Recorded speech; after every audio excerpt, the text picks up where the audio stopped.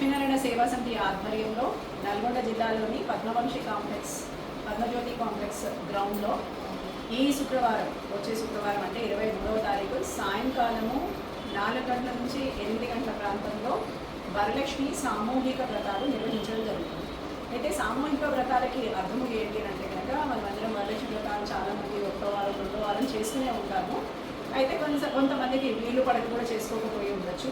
అలాంటి వాళ్ళకి ఇంకొకరికి కొంతమందికి పూజ ఎలా చేయాలో ప్రతి ఒక్కరు ఒక బ్రాహ్మణి పిలిచి ఇంట్లో చేయించుకోవాలంటే ఎక్కువ ఖర్చు అవ్వడము, లేకపోతే మనకి తాంబూలాలు పిలవడానికి చాలామంది కూడా రాకపోవడం, ఇలాంటి అనేక సమస్యలు మనం ఎదుర్కొంటూ ఉంటాము.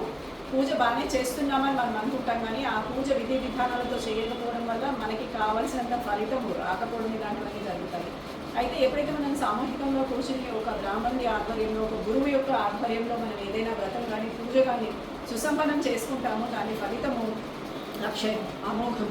అందుకని అలాంటి వ్రతాల్లో మనం ఎంతసేపు కలిసికట్టుగా సత్సంగంలో సత్సంగత్వేన నిస్సంగత్వం అని అంటారు.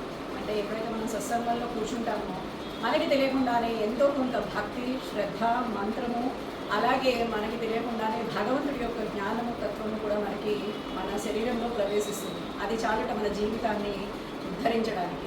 అందుకని ఇలాంటి వ్రతాల్లో అందరూ పార్టిసిపేట్ చేయాలి అని చెప్పి మా సేవా సమితి సభ్యుల ద్వారా ఇక్కడ నిర్వహించడం జరుగుతుంది. మీరందరూ ఆహ్వానితులే, అందరూ వచ్చి కూర్చుని చక్కగా అమ్మవారిని సేవించుకోవచ్చు. ఎవరికైతే లక్ష్మీ కటాక్షం కావాలనుకుంటున్నారో వాళ్ళందరూ పాల్గొనవచ్చు. అందరికీ ఇదే మా ఆహ్వానం. జయ లక్ష్మీనారాయణ. జయ లక్ష్మీనారాయణ.